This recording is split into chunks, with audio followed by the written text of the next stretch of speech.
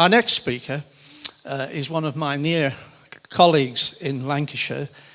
Jim Dobbin is the Member of Parliament for Middleton and Haywood, and he's been involved in this issue, I think, all his life, but certainly all his life in Parliament. Jim.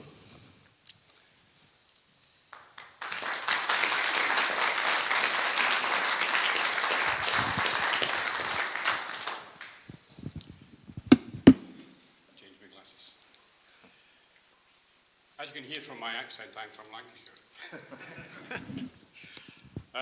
Yes, Brian and myself go back quite a long time. We were both members of local authorities up in the northwest. Brian was a member of Bolton and I was a member of Rochdale. And we both were chairman of housing at roughly the same time, so we used to see each other on other platforms. Now, many of you will know that I'm actually the chairman of the parliamentary all-party pro-life group. But on this particular issue, care not killing is the focus, is the focal point. That's the organisation that's dealing with this, because there's a huge number of members of the public, members of society, who are not necessarily totally pro-life, but certainly are anti-euthanasia. And therefore, that's the way we're pursuing this. I will declare at the start that I'm the vice chairman of another group in the House of Commons called the Dying Well Group. And of course, this is chaired by Baroness Laura Finlay. And Lord Carlisle is a member of that group as well. So we can keep a check on what Care Not Killing are doing and keep up with the speed that they're working, quite honestly, so that we can inform our colleagues in the Houses of Parliament. It won't surprise you to hear that I'm totally opposed to the legalisation of assisted dying as it's referred to at the moment. There's been a number of debates, 3 debates I think, in the House of Commons on this particular issue, and on each one, the anti-euthanasia members of the House of Commons have been there in great numbers and have absolutely wiped the floor with the opposition on this debate. And of course the last one that took place was that by Richard Ottaway. Now, I said that assisted dying, as it is referred to at the moment, and I said that basically because this debate by Richard Ottaway was dressed up as a welcome for the Director of Public Prosecution's guidelines for assisted suicide. It was, in reality, pursuing the relentless campaign goals of the Dignity in Dying organisation, who were previously known, as everybody is aware, as the Euthanasia Society. Now, we all remember the full-blown and upfront debates that took place in Lords on euthanasia, led by Lord Joffe. But this campaign has cleverly changed, as Lord Alton has explained, from euthanasia to assisted suicide, and of course it's now known as assisted dying, and they will keep on softening the language. There is no doubt about that. I think the aim is to associate it with palliative care in the end, and make it part of a palliative care movement. So the trick is to soften the language in order to gain public support, and therein lies the strategy. Just a word about the Director of Public Prosecution's guidelines. He has revised his guidelines for prosecuting in cases of assisted suicide, and this follows a lengthy consultation process, and the new guidelines are focused more on public safety and, to my mind, the protection of people with a disability and serious illness are of equal worth and therefore must have equal protection under the law, and that's what it was about. I highlight the issue of elder abuse within families, and with a reminder that not all families are loving or empathic. It hardly needs to be stated that a vulnerability like physical dependence or mental health problems are not a reason for assisting suicide, and that's the route we seem to be going down. Although there is much to welcome in the guidelines, they do leave me a bit concerned. The use of judgmental aspects on individual cases is inherently problematic. There needs to be complete transparency over decisions either to prosecute or not to prosecute. And without this, we will fail to protect the people who care for those that are dying and will leave the person who is dependent and ill in a vulnerable position. The guidelines make it clear also that immunity from prosecution is not guaranteed for assisters of suicide.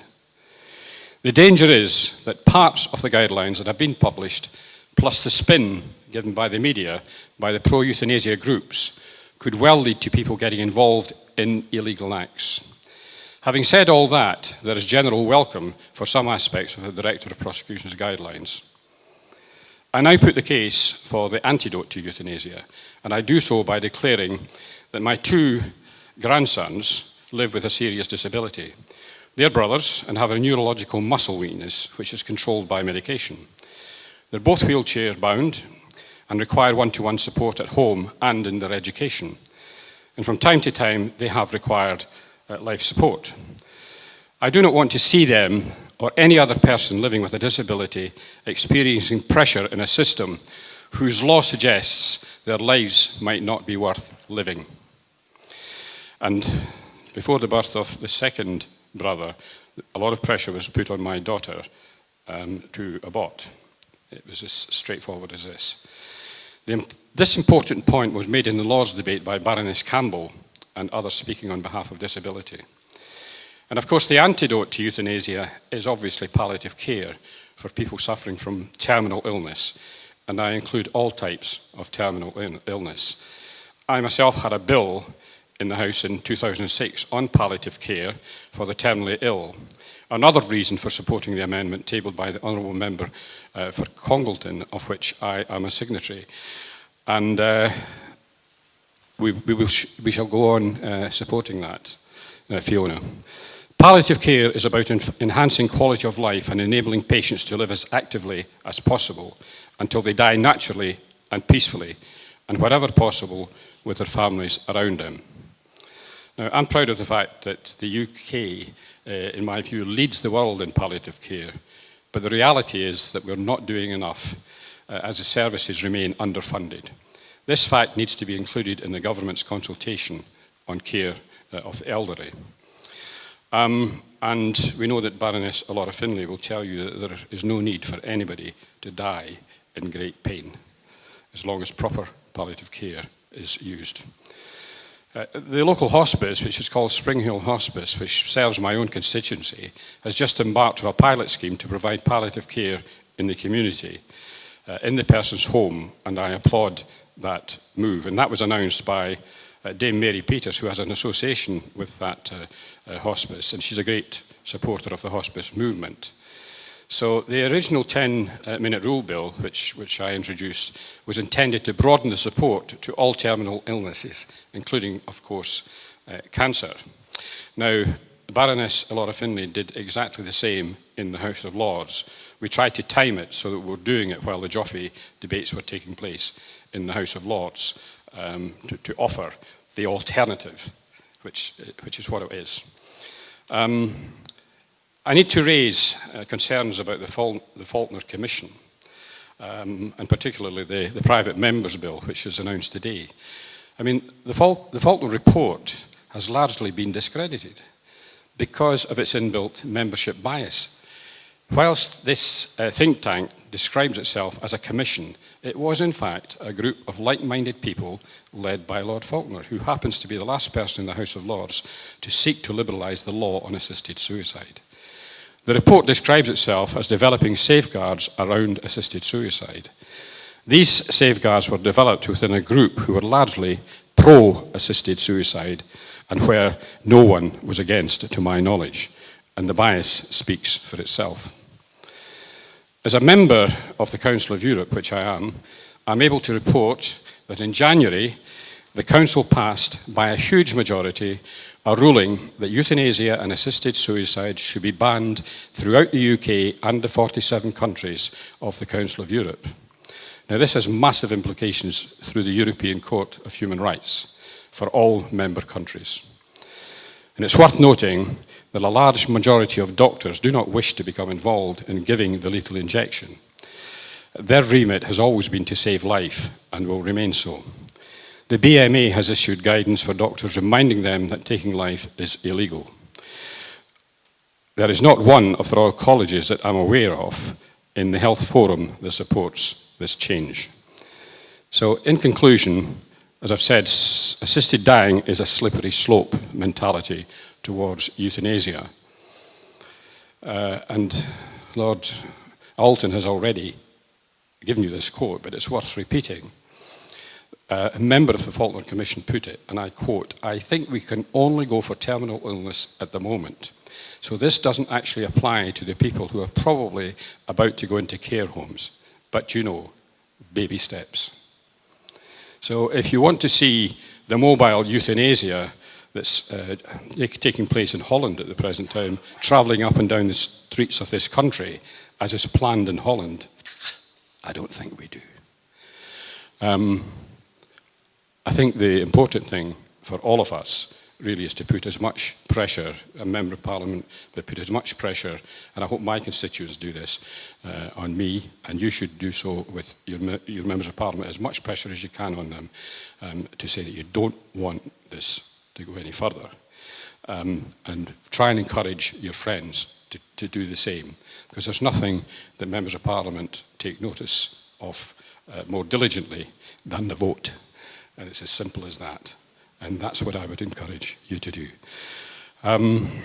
Also, write to the Prime Minister. Support Care Not Killing, because this is the organisation that will lead opposition to this legislation. Reference to the private members' bill that I think has been announced today, David, is that right? Yes. If you look at the Times, I think it was the Times of the 30th of June, page 6, it describes that particular bill. So that's just for your information. It's worth getting a hold of that article, I think. Thanks very much.